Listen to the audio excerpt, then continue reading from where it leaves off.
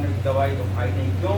बोले आज हमारा व्रत, दवाई नहीं खाई तो कल तो आप बीमार पड़ जाओगे, तो कल वाली, परसों वाली, अगली वाली पूजा कौन करेगा? इसलिए संसारिक कार्य करने पड़ते हैं, अर्थात शरीर को बनाए रखने के लिए शरीर की प्रक्रियाएं आपको निभानी चाहिए। ऐसा नहीं कि बिल्कुल निराहार करेंगे, निर्जला करेंगे और बीमार पड़ गए तब तुम्हारा निर्जला कहाँ से? डॉक्टर इंजेक्शन पे इंजेक्शन ठोकेगा, तब तुम्हारा निर्जला कहाँ से लगेगा? इसलिए शरीर स्वस्थ रहे तभी आप पूजा कर सकते हो। आपके शरीर में कहीं कोई कष्ट है, दर्द है तो आप पूजा भजन में मन नहीं लगेगा। इसलिए शरीर को बनाए रखिए। आचार्य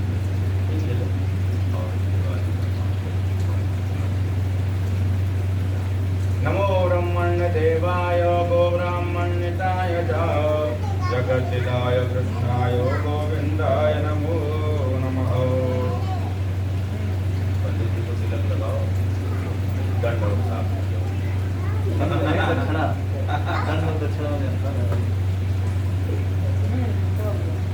बोलो सत्यनारायण भगवान की जय। अब आप लोग शांति से बैठे रहिए। आपकी जितनी सत्यनारायण भगवान का पूजन होना था, जितनी कथा होनी वो सब होती। क्यों? क्योंकि आपने बड़े आनंद से, बड़े विधान से, शांतिपूर्वक भगवान का पूजन कर लिया। अब आपको उदाहरण सुनाया जाएगा कि किसने कैसे कब और कथा की। ठीक है, तो आप इस महात्म को भी सुनिए, लेकिन मुख्य जो आपका कार्य था वो संपन्न हो गया। भगवान का जब पूजन हो उसमें कोई जल्दबाजी नहीं, कोई मन को इधर उधर ना रखें, मन को आनंद पूर्वक भगवान का पूजन करें। और अगर आपके पास समय नहीं तो संस्कृत में पाठ सुन लो, ना सुन लो तो भगवान का आरती करो, कथा हो। लेकिन उदाहरण क्यों सुनाया जाता है? उदाहरण माने है कलावती लीलावती का वर्णन कि सब लोगों को समझ में भी आ जाए। बाकी ये कथा वही है, आदिकाल से चली आई है, हजारों करोड़ों वर्षों पहले से चली आई है और इसमें कोई परिवर्तन नहीं है। राजा मोहरत ध्वज का जब जन्म हुआ था उसके पहले साधु न बनिया हुए थे, तब से ही कथा चली आई। कथा में कोई परिवर्तन नहीं, कोई अंतर नहीं, सब वही चली आई। लेकिन भगवान का पूजन बड़े आनंद से करना चाहिए। एक दाने विसारणे विषयावशौन का दया तेन तपसा किं वा प्राप्ते वांछितं फलं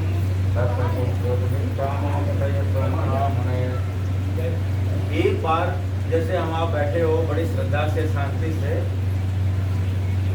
तो सब लोग बैठे थे, आपस में विचार विमर्श हो रहा था कि हम लोग बड़े दुखी हैं, कोई कारण से कष्ट है, दुख है, तो हमें कोई एक बहुत छोटी सी पूजा करनी चाहिए।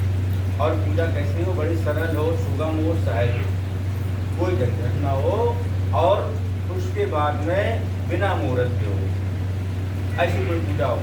ऐसी संसार में सत्यनारायण भगवान के पूजन के अलावा कोई भी पूजन नहीं जो बिना मुहूर्त के होता हो, कोई भी पूजन। आप विवाह करते हो बच्चों का तो आप पहले पंडित जी के पास जाते हो, व्रत करते हो तो पूछते हो दिन अच्छे चल रहे हैं, हम व्रत उठा लें, तो आप पूजन करते हो। विवाह शादी में 2 मुहूर्त पूछते हो, मुंडन कंसेदन मतलब जन्म से मृत्यु तक सब पंडित जी से पूछना पड़ता है। लेकिन एक ही ऐसा भगवान का पूजन है जो बिना मुहूर्त के होता है। जब चाहो, जिस दिन चाहो और जिस क्षण चाहो, जहाँ चाहो वहीं भगवान का पूजन कर लो। क्यों? इसका कोई मुहूर्त नहीं। ये तो श्रद्धा से, भावना से होता है और बहुत कम सामग्रियों के साथ में होता है, तो सहज कर लेना चाहिए। आपस में विचार विमर्श हुआ कि भाई हमें सरल पूजन में हमें कौन बताएगा। ऋषियों ने आपस में विचार विमर्श किया। उसी समय सूत जी नाम के एक महात्मा जी थे, बहुत बूढ़े थे। कोई जब हमारे आपको कोई चीज़ समझ नहीं आता तो कोई बूढ़े से व्रत से हम आप पूछते तो उनसे पूछा गया, सूत जी महाराज आप बताओ कि हम क्या करें। सूत जी ने कहा देखो मुझे तो ये बात की जानकारी नहीं है कि आप क्या करें, लेकिन हम इतना जरूर बताते हैं कि एक बार नारद जी ने भगवान विष्णु से पूछा था, वही हम आपको बतला रहे हैं, हो सकता है इससे आपका कल्याण हो जाए। नारद जी ने जो भगवान से पूछा था, भगवान ने नारद जी को बतलाया, वही हम आपको बतला रहे हैं। सूत जी ने कहा हे ऋषियों, एकदा नारद योगी परानुग्रह कांक्षया। जल्दी में तो नहीं है हेमंत जी, जल्दी में तो नहीं है, पंडित जी तो बड़ा तो लग ही जाएगा। एक बार नारद जी अनेक लोगों में घूमते उन्होंने सोचा चलो आज मृत्यु लोक में था। मृत्यु लोक के दो नाम, एक मृत्यु लोक, एक भूलोक।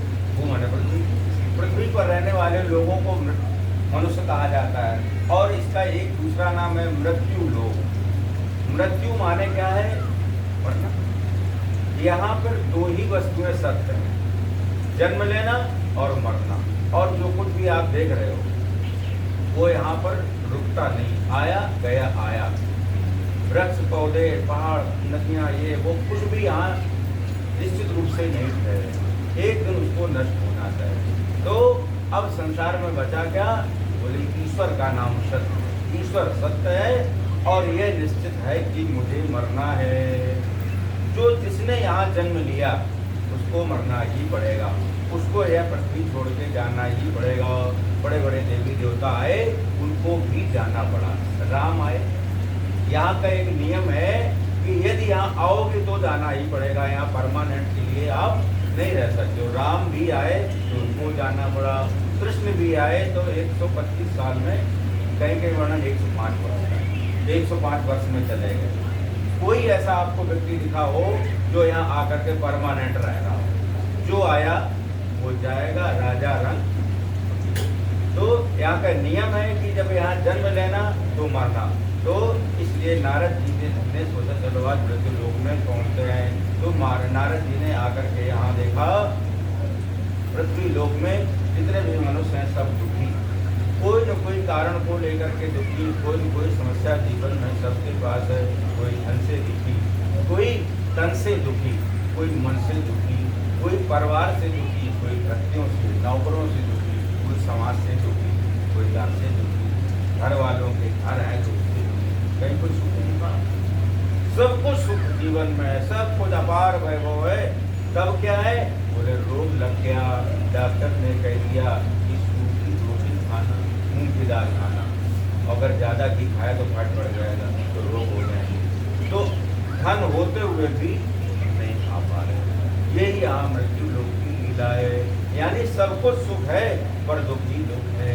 तो नारद जी ने जब ऐसा देखा, नारद जी ने सोचा चलो धनवानों के पास में चलते। धनवानों को देखा तो वो बड़े अथक परिश्रम से उन्होंने धन पैदा किया, धनोपार्जन किया और खा पा नहीं रहे। और नीचे वाले जो वृद्ध लोग हैं, नौकर लोग हैं और परिवारी जन है वो आनंद कर रहे हैं, मौज कर रहे हैं, अच्छे सच्चा भोजन कर रहे हैं और खुद सूखी रोटी खा रहे हैं, क्योंकि मरने को।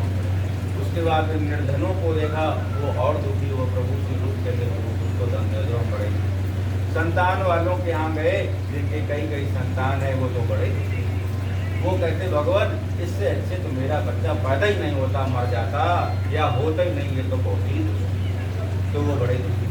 जिनके पास में संतान नहीं वो भी दुखी, प्रभु ठीक ही दे दो। तो भगवान की कितनी लीला गंभीर है, तब भी दुखी और नहीं है तब भी दुखी। यहाँ कुछ न कुछ तो जीवन में कामना बनी ही रहती है और मनुष्य की पूर्ति कभी हो ही नहीं सकती है, चाहे बार धन हो जाए। तो असंख्य धन हो गया तो थोड़ा और आ जाए, और अगर एक गाड़ी हो गई तो बोले दूसरी व्यवस्था नहीं। तो हर कुछ है, हर वस्तु है, लेकिन कभी हमारा मन चित्त शांत नहीं रहता है। नारद जी ने ऐसा देखा तो नारद जी ने सोचा तो बड़ा करते चलो भगवान के पास में चलते। भगवान विष्णु के पास में गए तो वहाँ पे जा करके देखा कि भगवान के चरणों को मैया लक्ष्मी दबा रही। देखो आपने आज तक लक्ष्मी जी को पैर दबाते हुए और भगवान को इस मुद्रा में ही देखा होगा। इस सागर के जितने भी चित्र हैं, आपने कोई जीव मुद्रा देखा हो तो बताओ। लक्ष्मी जी पैरों को दबा रहे और भगवान ध्यान मुद्रा में सो नहीं रहे, वो संसार को देख रहे हैं। ईश्वर दृष्टा है, शास्त्र में वर्णन है। ईश्वर देख रहा है कि तुम क्या कर रहे हो और तुम्हें किस लिए भेजा गया। जब हम आप गर्भ में थे तो रोज के रोज भगवान से कहते थे प्रभु मुझे इस संदर्भ से निकालो, और संसार में पहुँचते ही हम आपका ध्यान भजन करेंगे, आपको कभी नहीं भूलेंगे। और जब पृथ्वी में आए तो माया ने ऐसा फंदा लगाया कि संपूर्ण ईश्वर को भूल गए और ईश्वर को भूल गए, इसी माया के चक्कर में टहलने लगे। तो भगवान ये कहता है हम तुम्हें देख रहे हैं, तुम्हें भेजा किस लिए था वो तुम करो। अच्छा काम करोगे तुम जानो और बुरा करोगे तो तुम जानो। कभी ईश्वर का व्यक्ति कोई आपसे ये कहने नहीं आएगा कि ये काम आपने बुरा कर लिया, ये काम तुमने अच्छा किया। ईश्वर की व्यवस्था ऐसी कुछ नहीं, सब आपका लेखा जोखा सब कुछ दिग्गज है, सब कंप्यूटर में फीडिंग चल रही है ऑनलाइन, और वो सब कुछ आपको दिखा करके दिखाया जाएगा। हो सकता है आप ये कहने लगो आपने कोई पाप किया, अब बोला जाए तुमने ये पाप किया, बोले हमने किया ही नहीं, तो ये देखो फोटो तुम ही हो, तो वहाँ सब ऑनलाइन सब फीडिंग चल रही है। इसलिए हमारे पूर्वज, हमारे ऋषि, देव बंधु सब क्या कहते हैं कि हो सके तो अच्छा करो, और अगर आप अच्छा नहीं कर सकते हो तो बुरा करने का प्रयास मत करो, क्योंकि सारा कुछ जो हम आप अच्छा करोगे और बुरा करोगे ये सब की पूछताछ सारी लिखा जा रहा, सब कुछ पूछा जाएगा समय आने पर। आज कोई नहीं पूछने वाला है। तो नारद जी के पास में पहुँचे, नारद जी विष्णु भगवान के पास में पहुँचे, लक्ष्मी मैया चरणों को दबा रही हैं। यही स्वरूप सदैव संसार में शिव सागर का दिखाया जाता है। ऐसा क्यों होता है? लक्ष्मी मैया भगवान के चरणों को दबाते हैं तो भगवान को प्रसन्नता होती है, और बीच बीच में लक्ष्मी मैया भगवान से निवेदन करती हैं, प्रभु संसार की व्यवस्था, संसार का पालन, आप ये सब हमारे बच्चे हैं, इनका अच्छे से करते रहना, ऐसी प्रार्थना लक्ष्मी मैया भगवान की करते हैं। तो कहने का तात्पर्य है कथा जब आप सुनने जाए तो वहाँ से एक आध कोई शब्द लेके आए, एक आध कोई गुण लेके आए, तब तो आपकी कथा सुनने का लाभ है। और नहीं तो कलावती लीलावती की आप हजारों बार कथा सुन चुके हो और आगे हजारों बार सुनोगे, तो एक आध गुण जरूर लेके जाना, और आप अगर उसको जीवन में अपना लिया तो कल्याण अवश्य होगा। लक्ष्मी मैया इसीलिए चरणों को दबा रही हैं। हमारे शास्त्र में वर्णन है, जब माताएं अपने पुरुषों के एक बार भी चरणों को स्पर्श करती, एक बार भी चरणों को बंधन करती, एक बार चरणों को छूटियाँ दबाती हैं, तो पति को बहुत प्रसन्नता होती। तो जब पति प्रसन्न होता है, और ये भगवान का देखो, पुरुषों में विष्णु का स्वरूप और महिलाओं में लक्ष्मी का स्वरूप कहा जाता है ना कि गृह लक्ष्मी। तो पुरुषों का धर्म है गृह लक्ष्मी को प्रसन्न रखना, और गृह लक्ष्मी का धर्म है कि पति को प्रसन्न रखना, पैर दबा करके अपने मृदु भाषा सुंदर वाणी बोल करके सम्मान करके, तो सांसारिक गाड़ी अच्छे से चलती है। और अगर जहाँ सुमति का संपत्ति नाना, जहाँ घुमत का जहाँ व्यवस्थाएं जीवन की ऐसी अस्त व्यस्त हैं, लड़ाई झगड़ा हो रहे, तो वहाँ समस्याएं जीवन में आती हैं। इसलिए लक्ष्मी जी भगवान के चरणों को दबाते हैं। नारद जी ने देखा, भगवान ने नेत्र खोले, भगवान ने किमर्थम मागते शिवम मनुष्य वर्तते। हे नारद जी, आपके मन में क्या है? आज बड़े चिंतित दिखाई पड़ रहे हो। बोले हम चिंतित इसलिए दिखाई पड़ रहे हैं कि आज मैंने संसार में देखा बड़ा कष्ट मिला है, तो प्रभु हम ये चाहते हैं उन बेचारे मनुष्यों का कष्ट दूर हो, ऐसी कोई प्रक्रिया बतलाइए। तो भगवान ने कहा, देखो नारद जी, संसार में मनुष्य को भेजा जाता है कर्म करने, यहाँ से भेजा गया था। यह मनुष्य ने कहा था कि प्रभु हम पुनः हमें एक बार अवसर दे दो। मनुष्य के पास में एक ऐसी व्यवस्था है, ऐसी शक्ति भगवान ने दे रखी है, जिसे कहते विवेक, सोचने समझने की शक्ति। बुद्धि तो पशु पर भी है, बुद्धि आप पर भी है, पर उसके पास विवेक नहीं, आपके पास में विवेक है। पशु की जब शरीर इतना बड़ा है, खोपड़ी भी बड़ी है, तो ये बताओ बुद्धि की उसके पास ज़्यादा होगी आपके पास। वो आप एक बार विचलित हो सकते हो, आप धोखा दे सकते हो, लेकिन पशु कभी धोखा नहीं देगा। तो उसके पास बुद्धि ज़्यादा है, लेकिन विवेक नहीं। उनको ईश्वर ने 4 वस्तुएं दी, आहार, निद्रा, भय और मजो। पांचों वहाँ सोचने की शक्ति नहीं है कि हमें कल के लिए व्यवस्था करनी है, हमें बच्चों के लिए धनोपार्जन करना, धन कमा करके बच्चों के लिए रखना, मकान बनाना, दुकान बनाना और अच्छा जीवन यापन करना। वहाँ कोई सोच नहीं, फल मिल गया तो खा लिए, सो गए, फिर कल खाने की तलाश में घूम रहे। और हमें आपको बुद्धि दी, विवेक दी है। वो गंदा जल भी पी सकते, नाली का जल पी लेंगे, आपके पास बुद्धि विवेक है, तो क्या आप पी सकते हो? नहीं पी सकते हो। तो इसीलिए प्रभु ने मनुष्य को विवेक दिया है, सोचने और समझने की शक्ति। जब विवेक दिया है तो आपको ये सोच समझ के काम करना चाहिए, अच्छा या बुरा, कि हमें ये करना कि नहीं करना चाहिए या नहीं करना चाहिए। बाकी अच्छा करो बुरा करो ये तुम्हारी व्यवस्था है, ईश्वर कभी कहने नहीं आएगा कि तुमने अच्छा क्यों किया और बुरा क्यों किया, और अच्छा कर दिया तो कभी फिर नहीं ठोकेगा, सारा कुछ वहीं पूछा जाएगा। तो भगवान विष्णु ने नारद जी से कहा, है नारद, संसार में बड़े कष्ट मनुष्यों को, लेकिन वो सब अपने कर्मों के द्वारा दुखी हैं। तो नारद जी ने कहा, प्रभु कुछ तो बता दो, कुछ तो दया करो विचारों पर। तो भगवान ने कहा, सत्यनारायण पूजनम व्रतम उत्तमम। सत्यनारायण भगवान का पूजन करो, व्रत करो। क्या कहा? दो ही चीजें कही भगवान ने, पूजन और व्रत के लिए कहा। ये नहीं कहा सत्यनारायण भगवान की कथा सुनो, कहा और कहीं आपकी पुस्तक में लिखा हो तो आप बता देना। कथा की पुस्तक में ये नहीं लिखा कि सत्यनारायण भगवान ने नारद जी को बतलाया है कि कथा बनो। कथा तो हम आप सुनते हो किसकी? लीलावती और कलावती जी। भगवान का पूजन करो, व्रत करो। और तो नारद जी ने वहाँ प्रश्न किया कि भगवान ये कैसे व्रत करें और पूजन की सामग्री क्या क्या होनी चाहिए और कब करें? तो भगवान ने क्या कहा, यस्मिन कस्मिन दिने भक्ति श्रद्धा चमनता। जब भी तुम्हारी श्रद्धा हो, जब भी भक्त की श्रद्धा हो, मन हो, धर्म करने की रुचि जब बढ़ जाए तो भगवान का पूजन करने लेना चाहिए। देखो हमारे शास्त्र में लिखा है, जब हम धर्म करते हैं, प्राय लोग कहते हैं, बोले धर्म हमें दाहिने हाथ से दान आदि करना चाहिए, लेकिन शास्त्र ने क्या कहा कि जब भी हमारी धर्म करने की इच्छा हो, दान करने की इच्छा हो, तो तुरंत बिना सोचे कर देना चाहिए। आपकी दान करने की परम इच्छा है और जेब में नोट निकाल डाला हाथ और लिया, दे देंगे, और जब देखा 500 का है, चला गया 10 का खाइए, पहली बात। दूसरा, आप किसी को दान देने ही जा रहे थे और वहीं कोई बच्चा जा रहा था, बच्चा रोड पे गिर पड़ा, कोई चोट लग गई और आप बाएं हाथ में पैसे लिए थे। तो अब ये बताओ कि आप दाहिने हाथ में लेकर के तब दान करोगे कि बच्चे को उठाओगे? क्या करोगे निर्मल जी बताइए?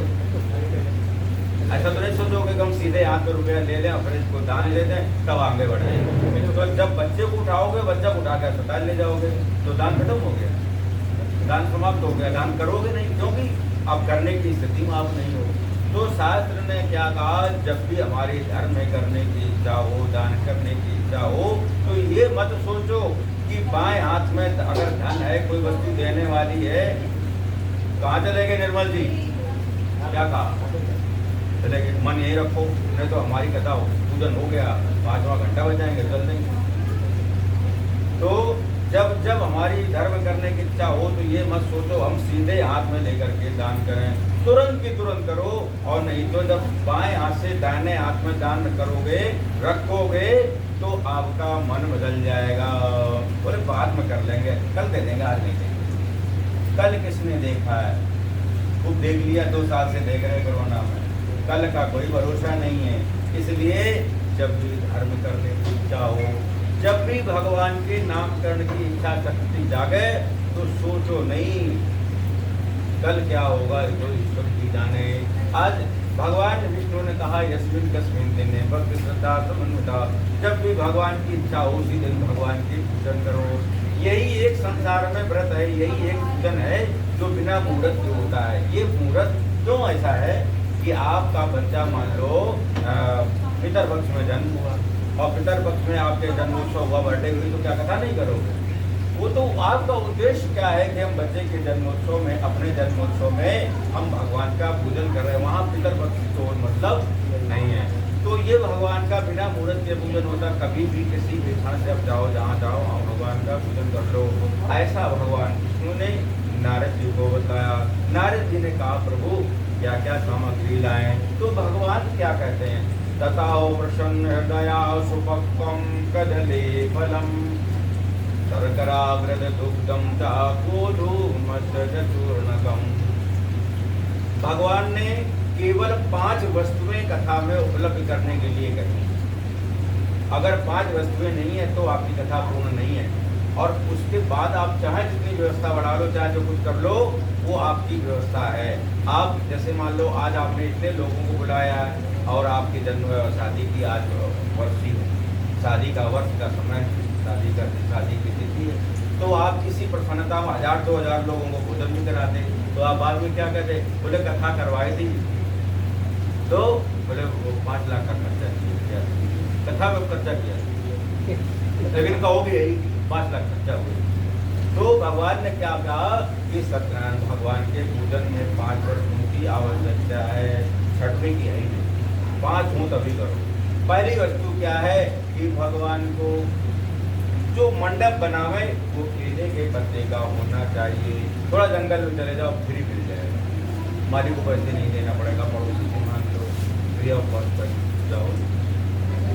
इसके बाद में दूसरी वस्तु, ये आदिकाल से राजा मोरद ध्वज के पहले का जन्म साधु नाम बनिया, तो साधु नाम बनिया ने पहली कथा की, तब भी केले के पत्ते लगाए थे। ऐसा क्यों? वो चाहते तो उस समय में सोना तो बड़ा सस्ता होगा, या कलयुग की शुरुआत में बहुत सस्ता, और राजा महाराजा को केले के पत्ते क्या सोने के पत्ते बनवा देते। लेकिन ऐसा क्यों भगवान ने व्यवस्था की? बोले राजा तो कर सकता है केले के पत्ते सोने के, लेकिन सामान्य आदमी केले के पत्ते सोने के कहाँ से लाएगा? तो वो सोचता ही रह जाएगा बेचारा, जीवन में कभी कथा नहीं कर पाएगा। इसलिए भगवान ने क्या कहा? बोले कदली पत्र, कदली के पत्ते, केले के पत्ते ला करके भगवान को बैठने के मंडप बनावे, पहली वस्तु। दूसरी वस्तु है, ये तो आपकी व्यवस्था आप ले आए हो, और नहीं तो केले के पत्ता काट करके यहाँ नीचे रखे तो भगवान बैठ जाते हैं। साउथ में आपने देखा होगा केले के पत्ते को भोजन करते हैं, केले के पत्ते सब, और अच्छा भी लगता है, बढ़िया हरा हरा, जिस समय खाली केले के पत्ते, खाली के अंदर केला पत्ता रखा होता है तो कितना अच्छा लगता है। तो केले के पत्ते पर भगवान को विराजमान करें। दूसरी वस्तु है भगवान को पंचामृत में स्नान करावें। पीछे वाले के ध्यान रखें, हम पूछेंगे किसने क्या सुना। पंचामृत, दूसरी वस्तु है पंचामृत में भगवान को नहलवावें। पंचामृत में कौन कौन सी वस्तुएं आती हैं आप बताइए? आप रोज पंचामृत बना तो आप में लगता सब एक एक बनाओ, पढ़े नहीं, एक एक लोग बोलो। हाँ बोलो आप।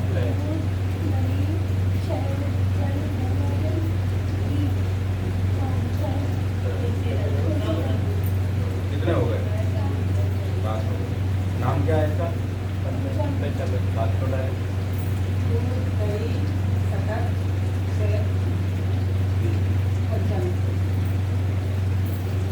और आपने क्या क्या डाले तो बताना जरा के नाम।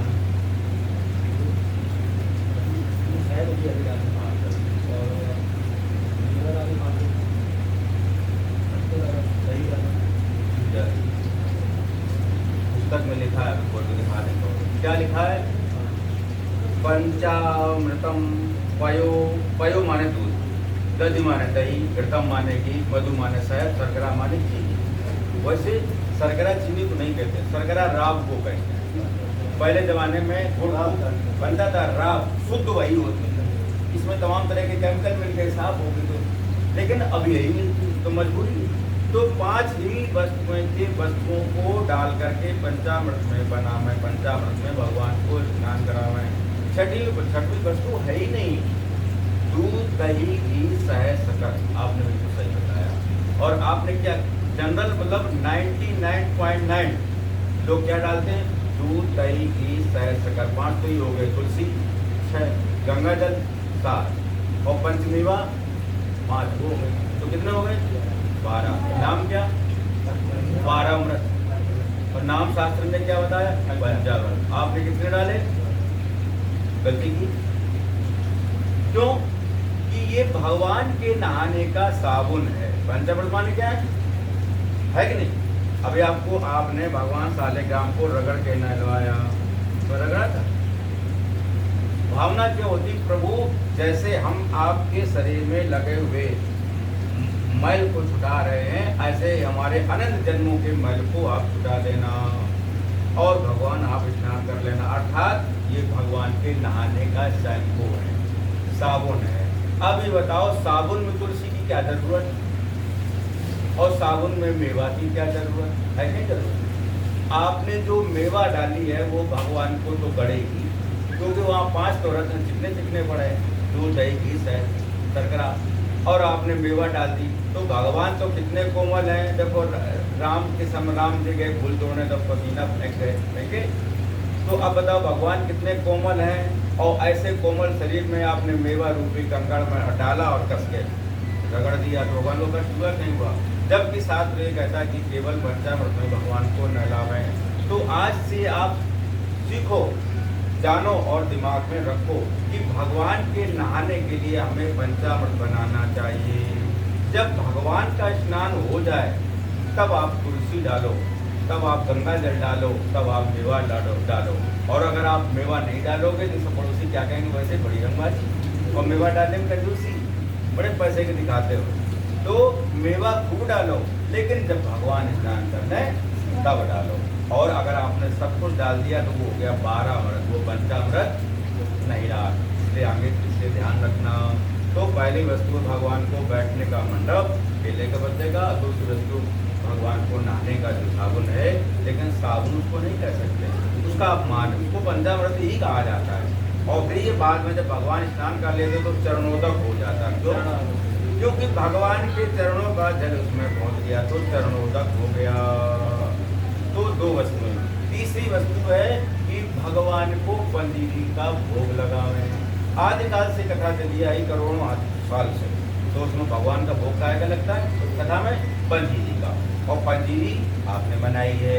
उस देखो खाद्य वस्तु में तो आप मेवा डाल सकते हो, लेकिन स्नान में मेवा नहीं डाल सकते। तो ऐसी वस्तुएं हुई कितनी? 3। चौथी वस्तु है कि भगवान को कथा में कदली फल जरूर चढ़ाए, खास करके यजमान के लिए। बाकी ऋतु के फल हैं, जो भी मौसम चल रहा है, जो भी फल चल रहा है, खूब चढ़ाइए। गर्मी है तो आम चढ़ाओ, सर्दी है तो अन्य फल चढ़ाओ जो आ रहे हैं।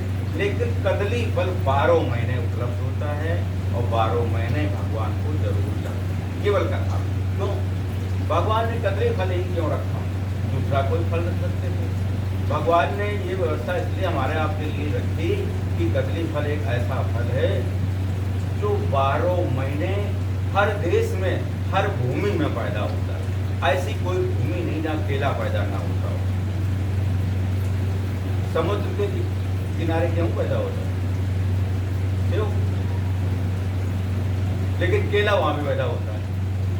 तो अब अगर समुद्र के किनारे लोग कथा करते या आप भी कथा करते हो और कथा में लिखा होता कि आम के फल चढ़ाओ और सर्दियों का मौसम, तो आप बताओ आप क्या करते? कहाँ से आम लाते? तो आपके मन में एक कांटा लगा रहता, बोले कथा तो की फल नहीं आम चढ़ा पाए तो कष्ट होता। तो भगवान ने क्या कहा कि जो हर अनंत देशों में जो वस्तु पैदा होती है और अनंत भूमि में, सब भूमि में जो फल पैदा होता है वही केले का फल। और इसमें एक खूबी क्या है, इसमें कभी केले में कीड़े नहीं पड़ते। आप एक चाय बन को पढ़ लें, ये सड़ जाएगा, सूख जाएगा, पर अंदर कीड़ा और सब कीड़े वाले फल। जितने बढ़िया कलाम खाओ उतने विटामिन खाओ। तो कहने का तात्पर्य प्रभु ने इसलिए कदली फल की व्यवस्था की। बोले भक्तों कदली फल चढ़ाना। तो वस्तु कितनी हुई? 4 हो गया।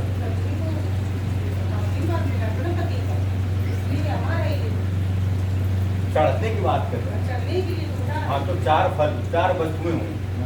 कदली फल हर एक पूजा को हर एक जगह चढ़ता है, क्योंकि इनको आशीर्वाद मिला हुआ है। इसीलिए ये सब जगह 12 महीना हर समय पैदा होता है, इसलिए ये चढ़ता है। 5वीं वस्तु है कि जब आप कथा करने जाएं, पूजन करने जाएं, बड़ी श्रद्धा से। 5वीं वस्तु है कि आपके अंदर जब श्रद्धा हो तब आप पूजन करें, दिखावे में कोई पूजन ना करें। अगर आपने दिखावा किया, बहुत ज़्यादा फल लाए, बहुत मिठाई लाए, खूब दिखावा किया, तो भगवान उससे प्रसन्न नहीं होंगे, लोग तो खुश होते हैं। तो इन 5 वस्तुओं की व्यवस्था जब हो तभी कथा करें। देवा खंडे पुराणे सत्यनारायण कथायाम प्रथमोध्याय। बोलो सत्यनारायण भगवान की जय।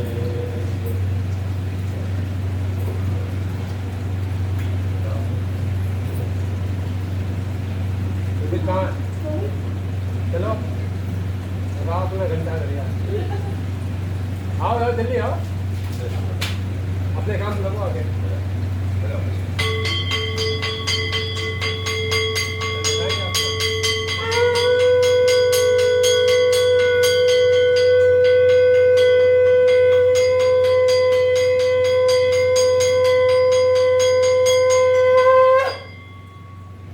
दूसरे अध्याय में सूर्य ने क्या कहा, हे ऋषि इसके आगे का वर्णन करो। दूसरे अध्याय का वर्णन करते हैं। सतानंद नाम के ब्राह्मण हैं और नित्य भिक्षा मांगने के लिए जाते हैं, भिक्षा मांग करके आते हैं तो अपना परिवार पोषण करते हैं। एक दिन भगवान ने सोचा ये रोज भिक्षा मांगने जाते हैं, आगे आने वाला समय कलयुग है, कोई भिक्षा देगा कोई नहीं देगा, तो ये उचित नहीं है। भगवान ने एक ब्राह्मण का रूप धारण किया और सदानंद ब्राह्मण के सामने उपस्थित हुए। दोनों एक दूसरे से जुड़े। सदानंद जी भिक्षा मांगने के लिए जा रहे, भगवान जी जा रहे थे, दोनों लोग चले, एक दूसरे पर नमस्कार प्रणाम हुआ। भगवान ने पूछा सदानंद से, ब्राह्मण देवता आप जा रहे हो?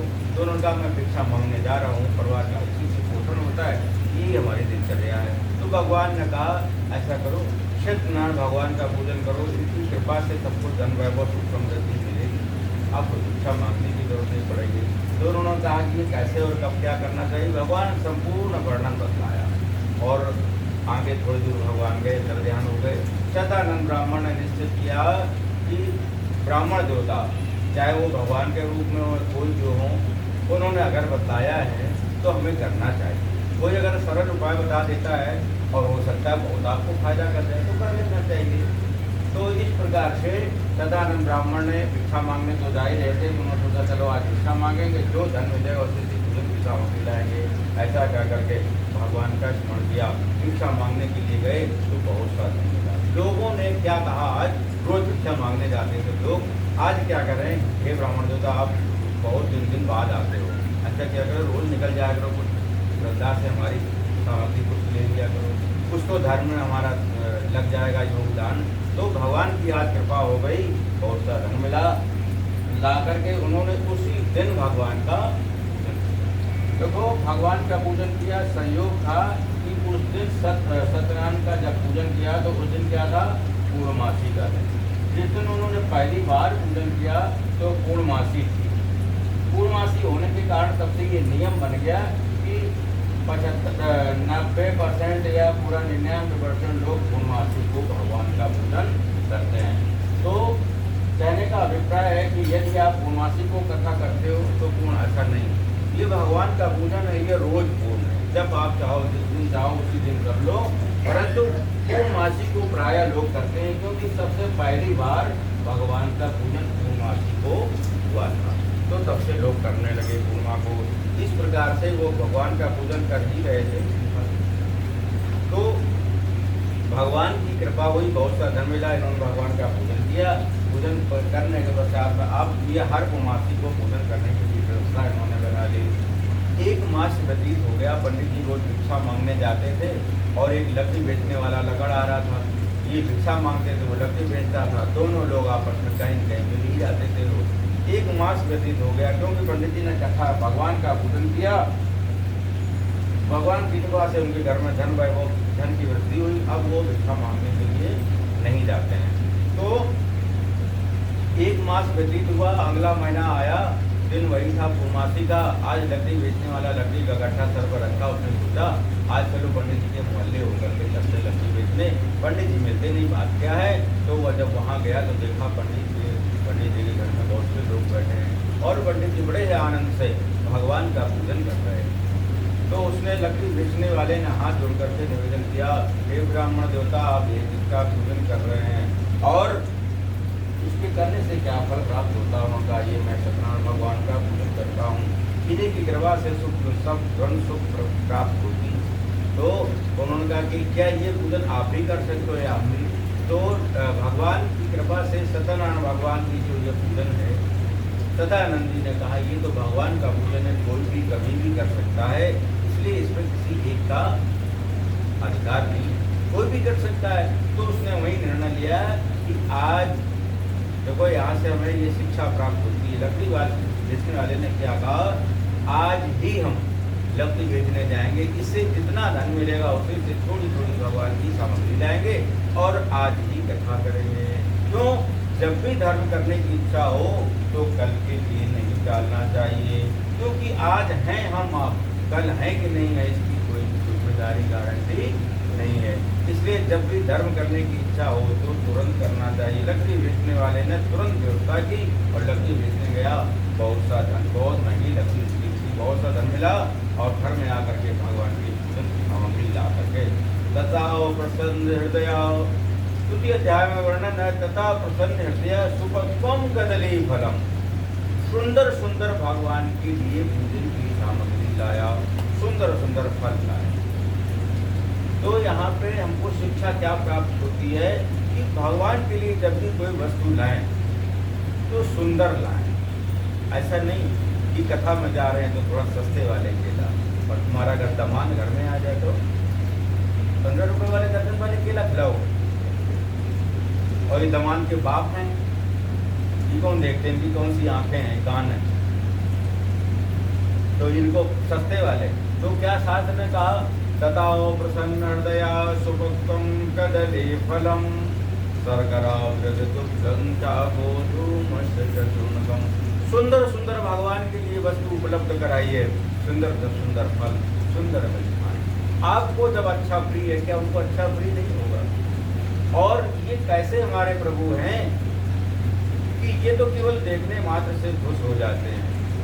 आपने कभी सुना हो कि कथा में जितने फल चढ़े थे भगवान बैकुंठ में लोग उठा ले गए? कभी सुना? अब बताओ। शायद सेव उठा ले गए और लक्ष्मी जी हैं बढ़िया वाले आम। क्यों? भगवान चाहे तो ले जा सकते हैं, कर तुम अगर तुम अन्यथा कर तुम सब कुछ कर सकते हैं। बिन पग चलई सुनई बिन ताना, जो जिनके पैर भी नहीं है वो तब भी चलते हैं, और जिनके नेत्र नहीं तब भी देखते हैं, और जिनके हाथ नहीं तब भी सब काम करते हैं। लेकिन ऐसा मत सोच लेना कि भगवान के हाथ पैर कान नहीं है।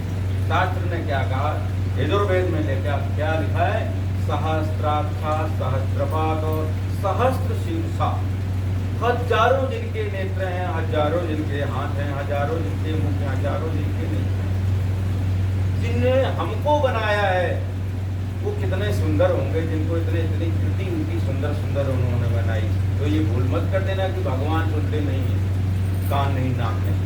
एक चींटी की भी सुन लेते हैं, उनको उनके बड़े बड़े कान हैं, और एक चींटी को भी देख लेते हैं, बड़े बड़े उनके देखने के नेत्र हैं। तो वहाँ सब कुछ व्यवस्था है।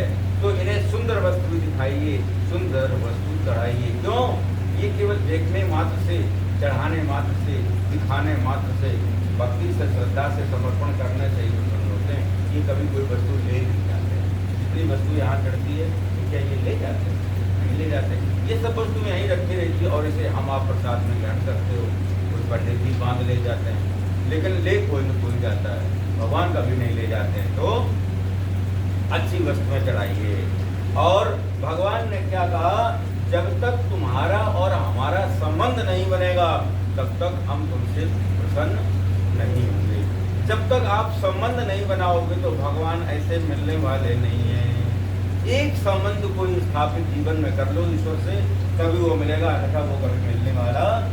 अगर ईश्वर को आपने भगवान मान लिया, ईश्वर को ईश्वर मान लिया और द्वार में बंद कर दिया, और कभी जल्दी में हो तो बच्चे से कहते बेटा इलायची दाना का भोग लगाना, आज टाइम नहीं है तो जलाद के ऑफिस में वहीं कैंटीन में खा लेना, वहाँ तो बढ़िया माल खा रहे हो, अच्छे बढ़िया खा के आए हो। और वहाँ बोले इलायची दाना का भोग, बच्चे से कह के बच्चा भी भूल गया। क्यों? भगवान ने कहा था हमको बुला के बैठा दो, वो बुला के उनको बैठा लिया। 4 दिन हो गए, भगवान का स्नान भी नहीं, 4 दिन हो गए, भोजन नहीं। भोजन क्या? बोले इलायची दाना, और पर्दा में बंद, और अपने लिए अच्छे से अच्छे माल। तो जब आपका संबंध क्या? बोले भगवान है, तो भगवान कभी मिलने वाले नहीं है। अपना संबंध कैसा बनाओ? जैसा तुम्हारा संसार में संबंध सिद्ध है, उनको माता मानो, पिता मानो, भाई मानो, पुत्र मानो। तुम्हारा बच्चा स्कूल नहीं जाता है जब, तो 4 बार कहते बेटा दूध पी लो, कहते नहीं कहते। और लंच क्यों आज ले आए, वापस क्यों ले आए? डांटते। और उनके लिए 4 बार कहा तो प्रभु दूध पी लेना, और लंच बना के रखा हो। और ये भी आप जानते हो भगवान रास रचाते हैं, जानते हो ना? तो रात भर मेहनत करते हैं। वृंदावन में आपने देखा होगा 9:30 बजे उनके खुलता गाड़ी के सब मंदिर 4 बजे 5 बजे 6 बजे खुल जाते हैं। क्यों? वहाँ की भावना है कि वो जानते हैं, मानते हैं, उनके पास प्रमाण है कि भगवान रात भर के लीला रचाते हैं, थक गए होंगे, थोड़ा सो गए, है ना? तो हम आप पीने के लिए 1 लोटा जल भर के रखते हो, पीने से रात प्यास लगे, और वहाँ कब जल भर के रखा? तो जब तक ये नहीं मानोगे कि हमारा लड़का भूखा होगा या हमारा बाप भूखा होगा, तो भगवान मिलने वाले नहीं है। उन्हें तो ऐसे इलायची दाना का भोग और कभी स्नान हुआ तो हुआ, नहीं तो जल्दी चलेगा। और आप हमारा शरीर ऐसा ईश्वर ने बनाया, यहाँ तो 24 घंटे में अगर 2 बार नहीं भोजन किया तो 1 बार तो चाहिए, नहीं तो ये शरीर काम नहीं करेगा, इंजन काम करना बंद कर देगा, पेट्रोल तो चाहिए। और वो जो इंजन बुला के बैठा है, वहाँ कभी दिया भोजन नहीं दिया तो वैसे ही चलेगा। इसलिए संबंध बनाओ तो ईश्वर की प्राप्ति होगी। सुंदर वस्तु चढ़ाओ तो ईश्वर चाहेगा। वो जरूरी नहीं कि आप 1 दर्जन वस्तु लाओ, 1 दर्जन केला लाओ, 1 फल चढ़ाओ, 1 मिष्ठान चढ़ाओ, लेकिन अच्छी चढ़ाओ। क्यों? जब अच्छा चढ़ाओगे तो आपको प्रसन्नता होगी, हमने भगवान को अच्छी वस्तु चढ़ाई, अच्छा चढ़ाया। तो जब और भगवान तुम्हारे कभी ऋणी नहीं रहते। आपने भगवान को जो भी दिया है वो सब आपको कहीं कहीं से घुमा फिरा के आपको मिलेगा। भगवान को आप टीका लगाओगे तो कहीं से तुम्हें टीका लगवा दे। माला कहीं आपने रोज पर फूल माला चढ़ाया तो भगवान कहीं आपको माल्यार्पित करवा देंगे, लोग आपको चढ़ाए करे बहुत अच्छे किया, ये लोग माला पहनाएंगे। और अगर आपने उनको कोई वस्तु चढ़ाने का प्रयास किया तो वो कहीं न कहीं आपको सब कुछ दे देंगे। भगवान कभी जैसी गर्जी नहीं होते। इसलिए श्रद्धा से भावना से भगवान को वस्तु चढ़ाइए। आज लकड़ी बेचने वाले ने सुंदर सुंदर वस्तुएं लाया, भगवान का पूजन किया, इष्ट मित्रों को बुलाया। ये आज की परंपरा नहीं है कि इन्होंने शिवम ने इतने लोगों को बुलाया। ये आदिकाल से चली आई। जब जब कथा होती है, अपने अभिन्नों को, अपने इष्ट मित्रों को, बंधुओं को, रिश्तेदारों को, किसी न किसी को तो बुलाना ही चाहिए। क्यों? उसके कोई कई कारण। एक तो कारण सबसे पहले है कि कोई वस्तु चढ़ाने जा रहे हैं और आप भूल गए और पंडित जी ने आपको पहले से बैठा रखा है, तो आप पूजा छोड़ करके उठ नहीं पाओगे। तो आप बताओ, किचन में कोई वस्तु रखी है तो पंडित जी तो उठाएंगे, तो कौन देगा? तो कोई तो उठा के देगा। दूसरा क्या भाव है, जब लोगों को बुलाया जाता है तो कभी कभी आने वाले लोग बहुत सोचते रहते हैं कि आप भगवान का पूजन करेंगे, कथा करेंगे, और ऐसी समस्याएं पैदा होती जीवन में कि वो कभी कर नहीं पाते। तो उन्होंने अगर देख लिया, श्रद्धा से भगवान से प्रार्थना करनी, प्रभु हम नहीं कर पा रहे, आप तो समझते हो, तो उनको भी फल प्राप्त होगा। भगवान उनकी मनोती से यहीं से प्रसन्न हो जाएंगे। ये भी भाव। तीसरा भाव है कि भगवान के जब पूजन होता है, लोगों को बुलाने का अभिप्राय है ज़्यादा से ज़्यादा धन की वृद्धि हो। जब लोग देखें तो कोई तो सोचे लगे रोटी करवाएं, तो ये धर्म बढ़ता है। धर्मेण हन्यते व्याधि। जब हम धर्म करते हैं तो व्याधियों का समूल नष्ट होता है। इसलिए हम धर्म करते हैं। और धर्म कैसे होता है? तन मन धन। कोई जरूरी नहीं आप पैसा खर्च करो, धन से कर लो। मंदिर में रोज पोछा लगाओ, झाड़ू लगाओ, मन से कर लो। एक कितनी अच्छी शास्त्र में हमें व्यवस्था दी है कि आपको एक क्षण भी कहीं मंदिर में नहीं जाना है। आराम से लेट करके और खूब अच्छे बढ़िया दुकान से फल लाओ, खूब बढ़िया 200-500 रुपए किलो वाले से लाइए, बढ़िया भगवान को चंदन मल्या गए चंदन लाइए और खूब पीसिए, बढ़िया फूल माला लाइए, माला बनाइए, माला खूब मिष्ठान का भोग लगाइए, सब कुछ। और कैसे करना? कैसे? सोकर, लेटे हुए, नेत्र बंद करके। इसको कहते हैं मानसिक पूजा। भगवान तो उससे भी खुश हो जाते हैं। कहने का तात्पर्य हर लगे न तो जब कोई वस्तु का खर्च नहीं है, केवल आपको मन से पूजा करनी है, तब भी नहीं कर पा रहे हो तो आप जानो तो भगवान ने तन मन कहा। और अगर आप समर्थ हैं तो धन भी लगाइए। आप आरओ का पानी क्यों पीते हो? बोतल का पानी क्यों पीते हो? बताओ भैया। इसलिए कि ये पानी हम शुद्ध पिएंगे तो हम निरोगी रहेंगे, हमें कोई रोग नहीं होगा। तो जब ये हमारी भावना है कि हम शुद्ध पिएंगे तो निरोगी रहेंगे, तो हमें धर्म इसलिए करना चाहिए कि हमारा जीवन सदैव सुख में व्यतीत हो और हमारे जीवन में कोई कभी कष्ट ना हो। इसलिए हमें धर्म करना चाहिए। जैसे भी हो तन मन धन, वो तुम्हारी व्यवस्था है कि कैसे कर सकते हो। आज जो है लक्ष्मी बेचने वाले ने इस मित्रों को बुलाया, भगवान का पूजन किया। पूजन करने के पश्चात में बड़े आनंद पूर्वक सबको प्रसाद दिया। सभी लोगों ने प्रसाद खाया और सभी लोग भगवान के धाम को चले गए। देवाखंडे पुराणे सत्यनारायण कथायाम द्वितीयोध्याय। बोलो सत्यनारायण भगवान की जय।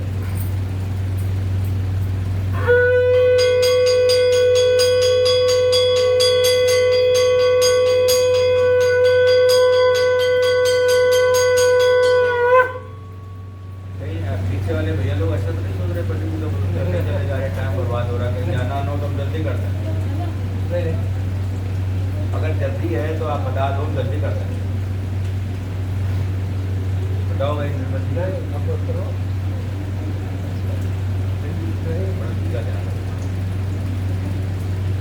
तृतीय अध्याय में वर्णन करते सूर्य जी कहते हैं आ उल्का मुखो महाराज उल्का मुख नाम के एक राजन हैं, वो भद्रशिला नाम की नदी के किनारे भगवान का पूजन कर रहे हैं।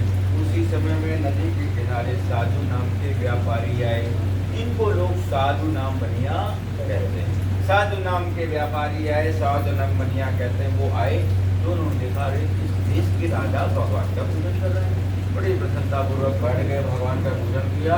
अब पूजन करने के बाद में दर्शन किए और हाथ जोड़ करके राजन से कहते हैं किमिदम पुरुषे राजन भक्ति युक्तेन चेतसा। हे राजन, बड़ी भक्ति से युक्ति से बड़े मन को लगा करके आप पूजन कर रहे हो। ये किसका पूजन है, क्या है?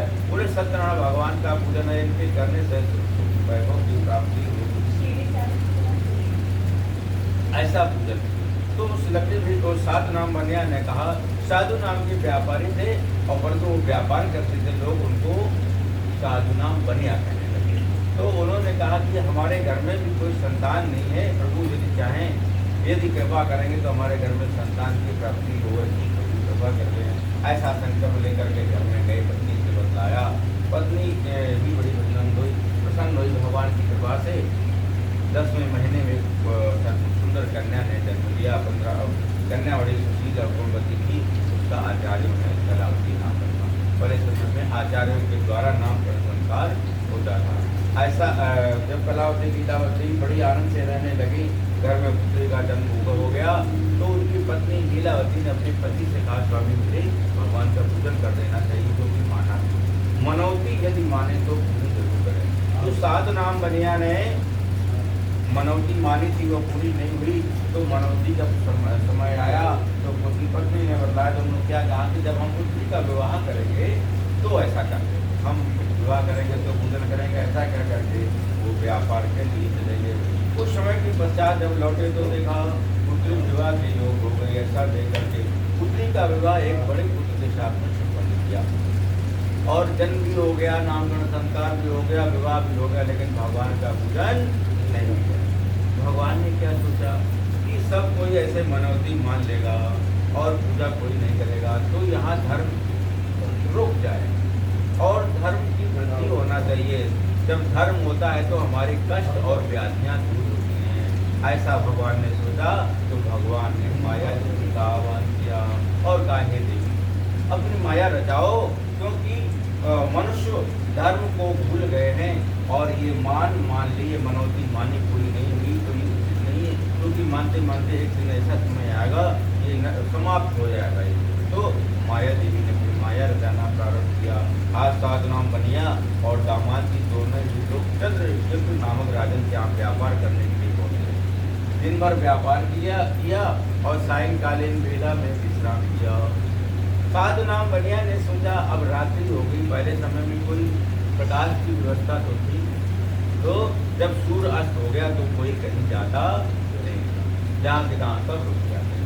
तो सोचा कि कल प्रातः काल हम करके चलेंगे, दूसरे नगर में जाएंगे, वहाँ व्यापार करेंगे। ऐसा सोच करके साधु नाम बनिया चंद्रकेतु नामक राजन के यहाँ विश्राम किया और कल की परीक्षा के लिए लेट गए। रात में विश्राम किया।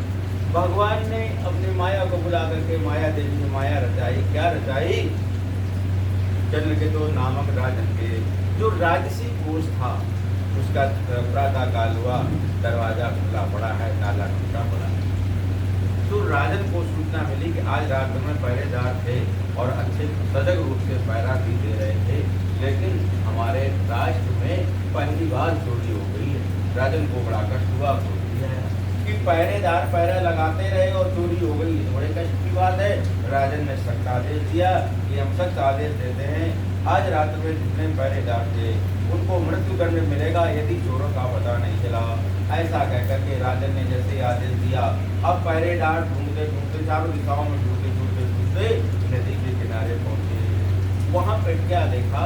नित्य नैमित्तिक क्रिया करने के बाद यहाँ पे देखो वर्णन आया है नित्या नित्य कर्मम कृतस्तथा, यानी कि नित्य नैमित्तिक क्रिया करने के बाद जब वो चले तो समझ, जब नित्य क्रिया करेंगे तो समझ तो लग ही जाएगा।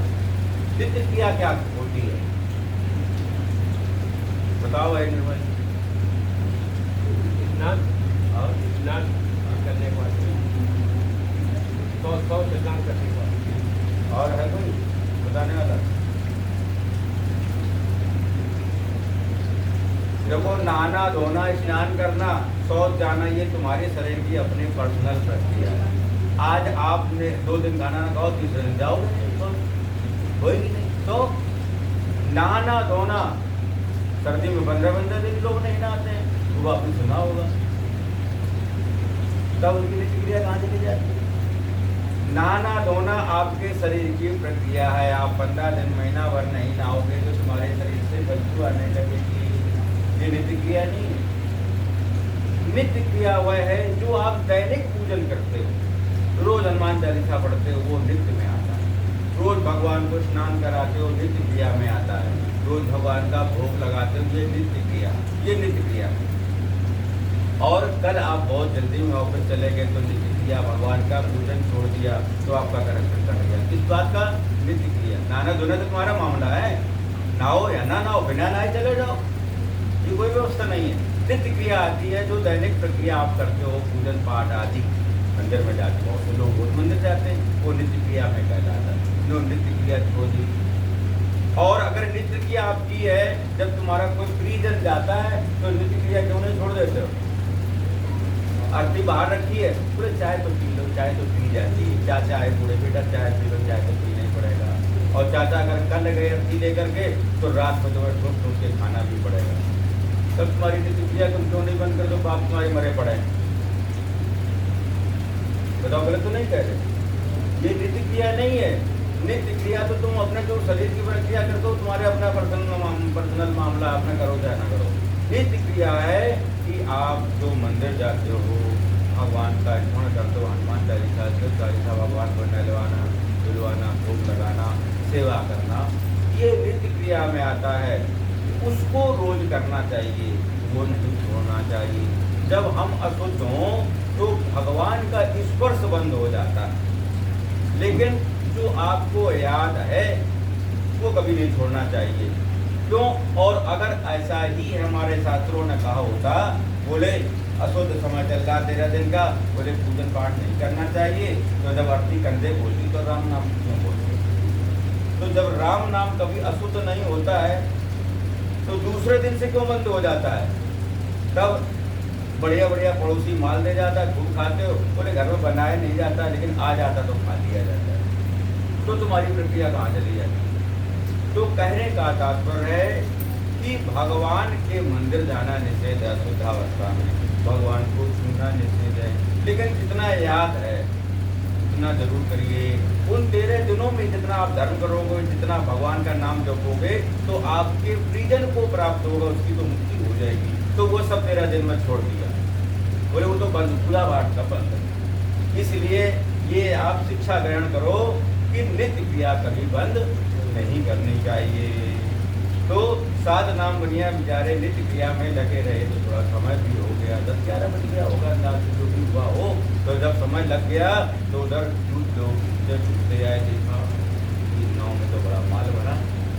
ऐसा तो नहीं कहीं यही चोर हो, तो दोनों को जबरदस्ती पकड़ लिया और वहाँ कोई सुनने ही वाला नहीं। उन लोगों ने सोचा कि यही चोर हैं, वहाँ कोई सुनता है? जब जहाँ राजसी व्यवस्था हो, राज पहले अगर 10 पुलिस वाले आ जाए तो हिला देंगे। आप खूब कहते रहो, प्रूफ दिखाओ और कोर्ट का ऑर्डर लाओ, तब तक तो कर ले जाएंगे चीज, भाई राजसी व्यवस्था है। तो अब जब इन्होंने खूब सफाई दी कि हम चोर नहीं है, बोले कुछ नहीं, सब राजा से कहना। दोनों को जबरदस्ती पकड़ लिया, सबसे और दामाद को, और जितना माल था उसको जब्त कर लिया। और जैसे ही राजन के सामने पहुंचे, राजा ने बिना विचारे, बिना सोचे, बिना समझे को दोनों को जेल में डालने का आदेश दे दिया कि इन लोगों ने हमारे यहाँ पहली बार चोरी की है, तो उनको सख्त आदेश दिया जाता है, इनको जेल में तुरंत डाल दिया जाए। अब राजन ने ये जब जैसे आदेश दिया तो दोनों को, ससुर और दामाद को, जेल में डाल दिया गया। कलावती लीलावती उधर घर में बहुत दुखी रहती है। इधर सास नाम बनिया दामाद जी दोनों ही दिल में निवास करते हैं, बड़े दुखी। बहुत समय व्यतीत हो गया, बहुत समय व्यतीत हो गया, कोई चिट्ठी पत्री नहीं, कोई सूचना नहीं। कलावती लीलावती घर में बड़ी दुखी रहती, कोई सूचना नहीं। पहले कौन सी चिट्ठी पत्र चलती, कोई सूचना नहीं। जो घर से गया चला गया, आ गया तो बहुत अच्छी बात, यही व्यवस्था थी पहले समय में। पहले समय में जैसे बद्रीनाथ केदारनाथ लोग, जो हमारे पूर्वज लोग जाते थे, बूढ़े बाड़े लोग, तो उनका टीका उका लगा के आरती वारती करके भेजा जाता था, क्योंकि उनके नीचे पहाड़ थे। अगर खिसक गए तो चले गए, तो गए, आ गए तो बहुत अच्छी बात, बोले बाबा लौट आए, तो बड़े उत्साह से वो करते थे धर्म। और चले गए तो बोले थे कर दो। तो ऐसे ही पहले समय में कोई ऐसी प्रक्रिया नहीं थी, कोई सूचना की, चिट्ठी पत्री की कोई व्यवस्था नहीं, व्हाट्सएप तो बिल्कुल ही नहीं चलता। तो आज क्या व्यवस्था है, आज कलावती लीलावती बड़ी दुखी हैं और कहती हैं कि प्रभु हमारे पति और पिता पता नहीं कहाँ चले गए, तो बड़ी दुखी हैं और भगवान से प्रार्थना करती हैं, प्रभु उनका पता चल जाए या वो आ जाए, ऐसा भगवान से बहुत प्रार्थना हो रही है। तो इस प्रकार से अब ये बहुत समय व्यतीत हो गया, कलावती लीलावती बड़ी दुखी रहने लगी। और बहुत समय जब व्यतीत हो गया घर में, देखो धर्म अपने धन को सदैव बढ़ाने का शास्त्र ने हमें निर्देश दिया है। जो आपके पास में धन है, अगर आपके पास 1000 रुपया है तो 1000 रुपये खाने का प्रयास न करो, आप उन 1000 रुपयों के माध्यम से और ज़्यादा बढ़ाने का प्रयास करो। धन बढ़ाओगे तो आपका परिवार अच्छे से चलेगा, और ये 1000 रुपये की खेती चलेगी। बड़ी युक्ति से व्यापार करके, व्यवसाय करके और सर्विस करके, चाहे जैसे धनोपार्जन करके अपना परिवार आज अपने जीवन की व्यवस्था चलानी चाहिए। तो साधना बनियान जी तो व्यापार करने के लिए गए थे, तो उधर कलावती लीलावती के पास में जितना धन था वो धीरे धीरे, जब कोई आय का स्रोत नहीं होगा, कलावती लीलावती महिला है, वो तो कमा नहीं सकती, तो अब साधना तो बेचारे जेल में है, तो जितना घर धन में था वो धीरे धीरे धीरे समाप्त हो गया, खत्म हो गया। अब एक दिन ऐसा आया कि अब भिक्षा मांग के अपना जीवन निर्वाह कर रहे हैं, जीवन निर्वाह कर रहे हैं। तो बहुत समय व्यतीत हो गया। एक दिन प्रातः से शाम तक जब उनकी होती रही, तो ये भिक्षा मांगने के लिए नहीं जा पाए। सायंकालीन वेला में जल वृष्टि हुई, तो ये इन्होंने सोचा चलो अब भिक्षा तो मांग नहीं सकते, चलो मंदिर में संग ध्वनि की आवाज़ आ रही है, चलो वहाँ से कुछ प्रसाद मिलेगा, कुछ पेट में जाएगा, तो नींद भी आ जाएगी, तो सो भी नहीं पाएंगे भूखे पेट। तो ऐसा सोच करके पुत्री माता से विदाई लेकर के, माता से पूछ करके जैसे ही मंदिर पहुँची, वहाँ पर जा करके देखा सत्यनारायण भगवान का पूजन हो चुका है, आरती हो रही है, शंख घंटा की ध्वनि बज रही है, आरती हुई, सबने प्रसाद लिया। उसकी लीलावती ने, कलावती ने भी प्रसाद लिया और प्रसाद दिया, ग्रहण किया और घर लेकर के प्रसाद को और वहाँ पर निवेदन किया ब्राह्मण देवता की, आप जिसका पूजन करते हो तो उनका ये सत्यनारायण भगवान का पूजन है। और यहाँ जो कोई भी आप अपनी श्रद्धा से, भक्ति से मांगोगे तो भगवान आपकी पूर्ति जरूर करेंगे। आपकी कर्म में होगा, भाग्य में होगा, आप उसके पात्र हैं या नहीं है। भगवान कभी किसी के साथ बुरा नहीं करते हैं। ये तो हमें आपको लगता है कि हम बहुत धर्म करते हैं और फिर भी हम किसी कारण से दुखी, और फिर भी हम जा रहे तो एक्सीडेंट हो गया, तो हमारे आपके मिलने मिलाने वाले 4 लोग क्या कहेंगे, इतने धर्म करते, इतना पूजा पाठ करते हैं और भगवान फिर भी इनको इतना कष्ट देते, भगवान का सब बेकार, ये सब बेवकूफ़ी है, सब ढोंग क्या कहते हैं, थोड़ी ढोंग आदमी कहता है, नहीं कहता है, इतना आदमी पूजा वो कर रहा है, उतना तब उसको कष्ट मिल रहा है, तब ये सब बेकार है। तो बोले सब बेकार है, तो सब भगवान को उठाया, पेड़ के नीचे रखाए, फेंक दिए, नदी में प्रवाह कर दिए। भगवान आपसे कब कहने गए हमारी फोटो करता है? भगवान ने आपसे कब कहा था मेरी पूजा करो? ईश्वर तो सदैव चाहता है कि मनुष्य मुझसे दूर रहे, क्यों मेरा पूजन ना करे, क्योंकि मनुष्य ज़्यादा पूजन भजन तपस्या कर लेगा तो मुझे प्राप्त कर लेगा, हमारे धाम में आ जाएगा तो मुझे ही तो परेशान करेगा। तो ईश्वर तो पहले से ही चाहते तुम दूर रहो, और तुम्हें अगर कष्ट मिल गया तो तुम्हारा हाथ पैर टूट गया, तुमने भगवान उठा के फेंक दिया, तो उसको कोई कर सकते तुम अपना वहाँ भूल कर। तो आज कलावती बड़े विनम्र भाव से भगवान का प्रसाद लेकर के जैसे माता को दिया, माता से बतलाया कि पंडित जी ने कहा था कि इस भगवान सत्यनारायण के पूजन को श्रद्धा से, भक्ति से जो कोई करता है उसको सब कुछ प्राप्त होता है, उसके भाव से, कर्म से, उसके भाग में, या वो इसके योग है कि नहीं है। लोग कहावत करते हैं, कहते हैं चलनी में दूध दो कर्म को, आप दूध ढूंढने जाओ चलनी में दो लोग, फिर कहो भगवान हमारी रक्षा नहीं। अरे आप पात्र कौन सा लेके गए। ऐसे ही शास्त्र में वर्णन है कि हमें सदैव सुपात्र को धन देना चाहिए, सुपात्र को दान देना चाहिए, कुपात्र को दान नहीं देना चाहिए। आपके अंदर बुद्धि और विवेक की क्षमता दी है, सोच के समझ के धन सुपात्र को दीजिए, कुपात्र को मत दीजिए, और नहीं तो उसका कष्ट आपको भोगना पड़ेगा। कोई आपको चौराहे पे मिल गया, आपको बड़ा दीनहीन लग रहा था, तो सोचा ये बड़ा दुखी है, रुपया निकाले, 100 का नोट उसको दे दिया, जाओ खाना खा ले, तो बड़ा खुशी हुआ, उठा तुरंत और ठेके पे पहुँच गया। और कितनी 300 रुपये कस के पी ली, बहुआ ज़्यादा हो गया, तो जा रहा था तो वो लहराते गिर पड़ा और चोट लग गई, एक्सीडेंट हो गया और पैर टूट गया। अब बताओ 100 रुपये का आपको क्या मिलेगा।